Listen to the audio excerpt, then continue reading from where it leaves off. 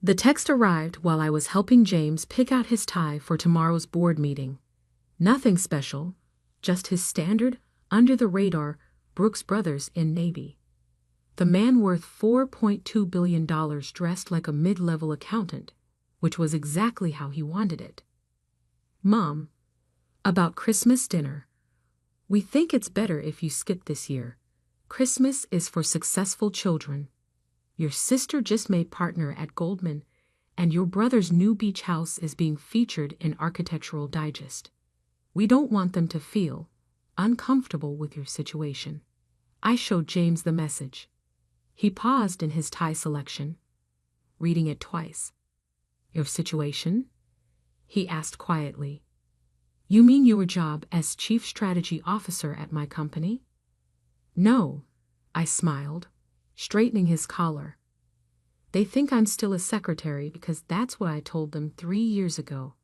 They never asked for updates. The irony wasn't lost on either of us. While my sister Diane posted weekly LinkedIn updates about her junior partner status, and my brother Mark shared daily Instagram stories about his real estate empire, I'd spent the last 3 years helping James build ByteCore Technologies into a $50 billion company. Tomorrow, we'd announce our acquisition of Robertson Systems, a deal I'd orchestrated that would shake the tech industry. But my family didn't know that. They just knew I'd met a nice IT guy at work.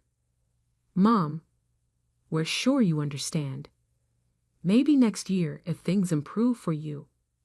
James took my phone, read the new message, and his usual calm expression shifted slightly.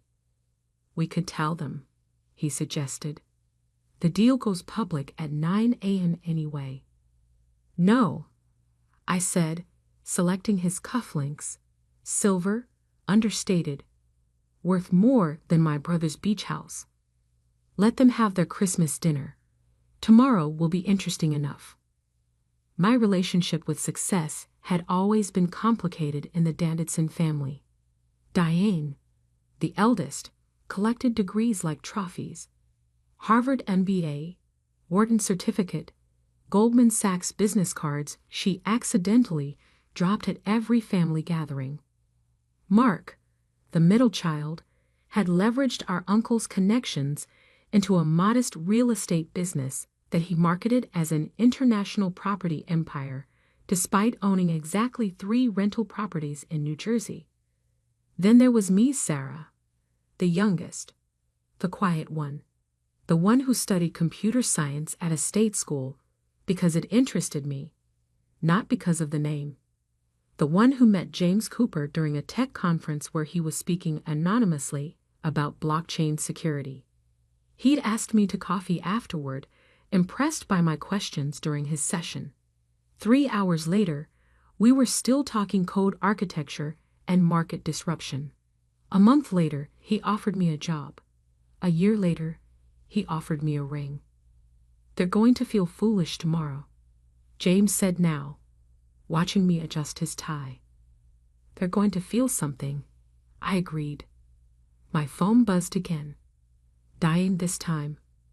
Sarah, don't take it personally, but I'm bringing the managing partners from Goldman, and Mark's house is being photographed for a spring feature. We just can't have any distractions. Distractions. Last week, I'd finalized a $12 billion acquisition deal in a conference room while Diane was posting about her power lunch with associates. You know, James said thoughtfully, we could move up the announcement. Release it tonight instead of. No, I cut him off gently. Let them have their Christmas dinner. Let them bask in their beach house photos and junior partner business cards. Tomorrow is soon enough. He studied my face. You're too kind to them. I'm not kind. I corrected. I'm patient. My phone lit up with a family group chat. Pictures from the pre-dinner preparations. Mom's table set with her best china. Name cards placed with precision. Diane posing with her Goldman Sachs tote bag strategically visible. Mark lounging in designer clothes, tagging his upcoming magazine feature photographers. James looked over my shoulder at the stream of photos. Your brother's beach house wouldn't qualify as a guest cottage on our property in Malibu, which they don't know we own, I reminded him. Yet, he smiled.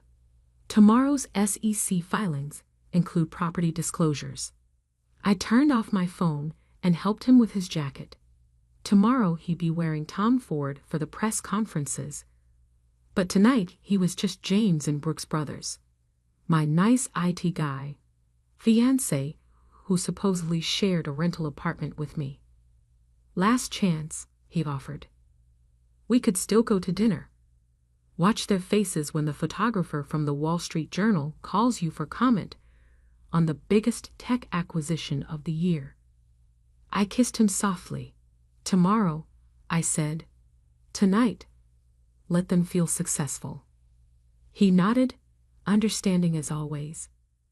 What time does your family usually check their phones in the morning? Mom reads business news at 8 a.m. sharp. Diane has Bloomberg alerts set up. Mark Googles himself hourly. So by 9:15, they'll know exactly who my nice IT guy is, I confirmed, and exactly what their unsuccessful daughter has been doing while they were posting on LinkedIn. James grinned. Merry Christmas, Sarah Davidson, secret tech mogul. Merry Christmas, James Cooper, intentionally terrible dresser. My phone buzzed one final time. Mom again. We've sent you a grocery gift card. For the holidays. Since we know things are tight, I added it to my screenshots folder titled Christmas 2023. Before. Tomorrow would begin a new folder. I was thinking of calling it After. The quiet ones, I've learned, often have the best stories. They just wait for the right moment to tell them. Christmas morning dawned cold and clear in our Palo Alto estate. I sipped coffee from my favorite mug, a chipped one from my first programming competition, while watching James review the final press release on his tablet. Markets open in 2 hours, he said, glancing at his watch. Want to practice your surprise face for when your family calls? I pulled up my phone's Do Not Disturb settings, already configured, only letting through calls from the board and our PR team until noon. The acquisition of Robertson Systems wasn't just another tech deal. It was a paradigm shift. Bytecore's quantum encryption technology, combined with Robertson's AI infrastructure, would transform digital security. The $12 billion deal I'd structured would look like a bargain within months. My family's group chat was already active with Christmas morning photos. Diane in silk pajamas, showcasing gifts from my Goldman team. Mark posing beside a luxury car he probably rented for the shoot. Mom orchestrating the perfect family tableau, minus her youngest daughter. The photographer from Forbes is confirmed for 11 a.m. James's assistant texted. They specifically want shots of both of you in the strategy room where the deal was finalized. I smiled, remembering the countless nights I'd spent in that room, building models and running projections, while my siblings posted about power lunches and property viewings. At exactly 8:57 a.m., James took my hand. Ready? I nodded. The press release went live at 9:00 a.m. sharp. Within seconds, every major financial news outlet was running the story. Bytecore Technologies acquires Robertson Systems in $12 billion deal. Tech giant's landmark acquisition orchestrated by CSO Sarah Davidson. James Cooper and Sarah Davidson. Silicon Valley's power couple reshapes tech landscape. My phone exploded. The carefully configured Do Not Disturb held firm, but I could see the notifications piling up. Diane's Bloomberg alerts must have been screaming. The Wall Street Journal's headline was my personal favorite. Sarah Davidson, the silent strategist behind tech's biggest deal of 2023. The article included a photo of me and James from last month's quantum computing conference. Me and Channel, him finally wearing Tom Ford, both of us looking decidedly unlike a secretary and an IT guy. Your mother just tried to call 4 times in 3 minutes, James observed, checking the security desk's message log. And your brother's car just was turned away at the gate. I took another sip of coffee. How long until? My laptop chimed with an email notification. From Mom, marked urgent. Sarah, darling, there must be some confusion about Christmas dinner. Of course you're welcome. We're all so proud of your unexpected success. Please come, bring James. Diane's Goldman partners would love to discuss potential synergies. James read over my shoulder and laughed. Synergies? Yesterday, they sent you a grocery gift card. Another email from Diane. Little sister, why didn't you tell us? I could have introduced you to our tech investment team. Though obviously you didn't need my help. Can we meet for coffee? My managing partner is very interested in Bytecore's potential IPO structure. Mark's attempt was perhaps the most transparent. Sis, just saw the news. Listen, I have this amazing property in Silicon Valley that would be perfect for a Bytecore satellite office. Let's discuss over dinner. The same property he refused to show me 3 months ago because I wouldn't understand the luxury market. Your aunt is on CNBC commenting about how she always knew you were the smart one. James noted, turning up the television volume. Indeed, there was Aunt Patricia, whom I hadn't heard from in years, telling a financial reporter about her brilliant niece Sarah, and how our family has always valued innovation over traditional success metrics. My phone continued its silent vibration as texts and calls piled up. Cousins who'd ignored me at family events. Uncle Robert who'd lectured me about settling for a basic tech job. Even my 3rd-grade teacher had somehow found my contact information to congratulate her most promising student. The Forbes photographer will be here in an hour, James reminded me. We should change. I nodded, but didn't move yet. Just watched the notifications accumulate. 3 years of calculated silence leading to this moment. Having regrets? James asked softly. About not telling them sooner. I thought about all the family dinners I'd sat through, the subtle digs about my limited career prospects, the suggestions that I should learn from Diane's ambition or follow Mark's entrepreneurial spirit. No regrets, I said finally. They needed to believe I was unsuccessful to show who they really are. Now they need to believe I'm successful for the same reason. James smiled, understanding as always. And who are you, Sarah Davidson? The same person I was yesterday, I replied, just with better press coverage. My laptop chimed again. Mom had forwarded the family's Christmas dinner photo to me, adding, Look how empty the table looks without you. James's place card is already set. We're serving his favorite wine. What is his favorite wine? I closed the laptop without responding. Let them sit with their empty chairs and hollow successes for a few more hours. The Forbes photographer would capture a different kind of success, one built on substance rather than show. Should we take the Bentley to dinner? James teased. Really make an entrance? No, I smiled. Let's take your old Volvo.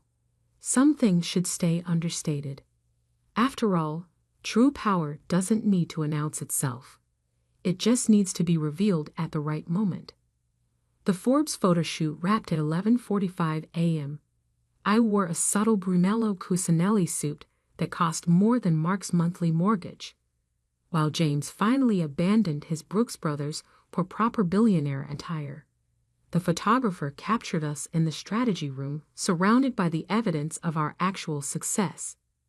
Digital displays showing real-time encryption data, market projections, and the morning's soaring stock prices.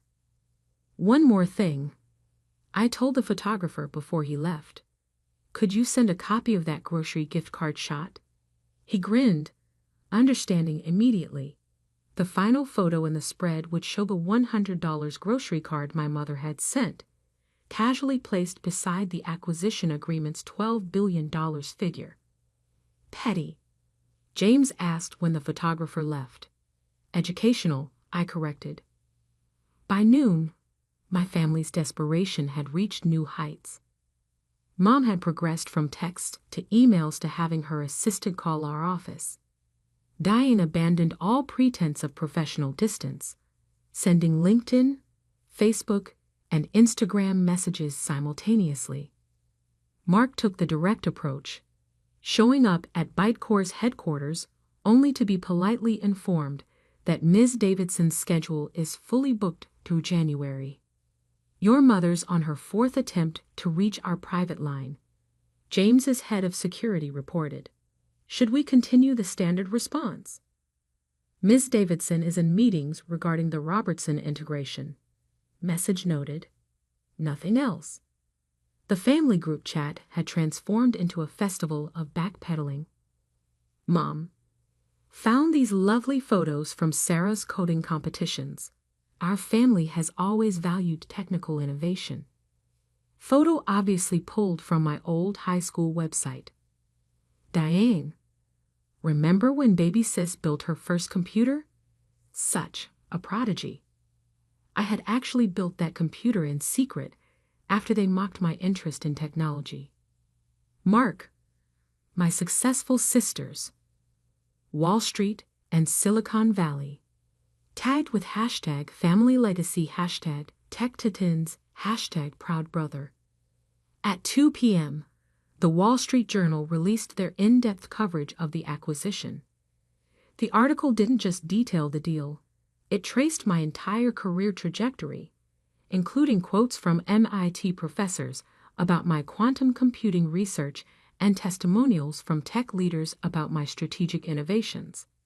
Your sister Diane just canceled her dinner with the Goldman partners, James noted, reading updates from our PR team. Apparently, they were more interested in meeting you. I was reviewing the final integration timeline when my father's name finally appeared on my phone. Unlike the others, he sent a single text. I should have listened when you tried to explain your work last Christmas. My pride cost me a year of knowing my daughter's achievements. I'm sorry. It was the only message that gave me pause. At 4 p.m., we left the office for the drive to my family's house. James had agreed to take the Volvo, but he'd also arranged for our head of security to follow discreetly. The Robertson deal had made us more visible than ever, and visibility required precaution. Last chance to skip dinner, James offered as we turned onto my parents' street. We could be in Maui by midnight. I squeezed his hand. They need to see us exactly as we are. No hiding anymore. The house looked exactly as it had every Christmas. Lights perfectly arranged. Wreaths precisely hung. Everything curated for maximum impression. But tonight, the performative perfection felt hollow. Before we could reach the door, it flew open. Mom appeared, dressed in what was clearly a new outfit, price tags possibly still attached. Sarah, darling. Her voice carried across the neighborhood. And James, our distinguished guests. Behind her, I could see the dining room had been completely rearranged. My old place setting, usually tucked in the corner, was now at the head of the table. Diane and Mark hovered awkwardly by the fireplace, their usual confident poses replaced by uncertain fidgeting. Mrs. Davidson, James said smoothly, producing a bottle of wine worth more than her car. Thank you for the invitation. Though I believe it was retracted until about 9:05 this morning. Mom's smile flickered slightly. A ridiculous misunderstanding. We've always sent grocery gift cards to unsuccessful children. I finished quietly. The room temperature seemed to drop 10 degrees. Diane suddenly became very interested in her phone. Mark studied his imported Italian shoes. Perhaps, I continued, we should address the various texts, posts, and comments from the past few years before we discuss today's sudden change of heart. Mom's perfect hostess mask cracked slightly.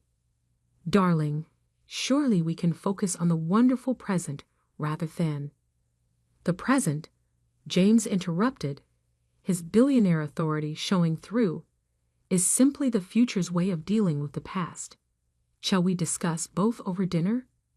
I pulled out my phone, opened the folder I'd labeled receipts, not financial ones, but screenshots of every dismissive comment, every social media dig, every family chat message questioning my choices.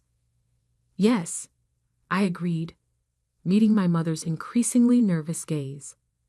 Let's discuss everything. After all, isn't that what successful families do? The professional family photographer Mom had obviously hired for the evening hovered uncertainly by the stairs. In his confusion about the tension, he accidentally captured the perfect shot. The moment when power shifted, when success met truth, when Christmas dinner became a board meeting none of them had prepared for. I sat at the head of the table, James beside me, and smiled. Shall we begin? Dinner was a masterclass in uncomfortable revelations. Mom had clearly Googled tech terminology, peppering her conversation with awkward references to blockchain initiatives and quantum trajectories. Diane kept dropping Goldman Sachs into every sentence until James casually mentioned that Bytecore had declined their investment proposal last quarter. We found their valuation metrics limited, he noted, sipping the wine we brought. Much like their understanding of emerging tech markets. Diane choked slightly on her turkey. Mark's attempt to pitch his Silicon Valley property empire ended when I pulled up satellite images of his 3 New Jersey rentals on my phone. Interesting definition of empire, I observed. Though I suppose every empire falls eventually. Sarah, Mom interjected, perhaps we could focus on your wonderful news instead of past misunderstandings? I set down my fork. You mean the news that was too unsuccessful to merit a Christmas invitation this morning? The photographer Mom had hired shifted uncomfortably in the corner. James gave him a subtle nod, encouraging him to keep shooting.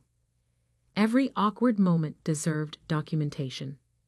The timing of the Robertson acquisition, Dad began, attempting diplomacy, took us all by surprise. Did it? I opened my phone's gallery, like when I tried to explain quantum encryption at last year's Christmas dinner, and Mark said I should leave tech to the professionals and focus on finding a better job. The photos appeared on the dining room's built-in display screen, a feature James's team had quietly installed an hour before dinner. Each image showed a different moment of familial dismissal. Diane mocking my basic tech job at her Goldman Sachs celebration. Mark explaining real estate to me at Thanksgiving. Mom's carefully cropped family photos that minimized my presence.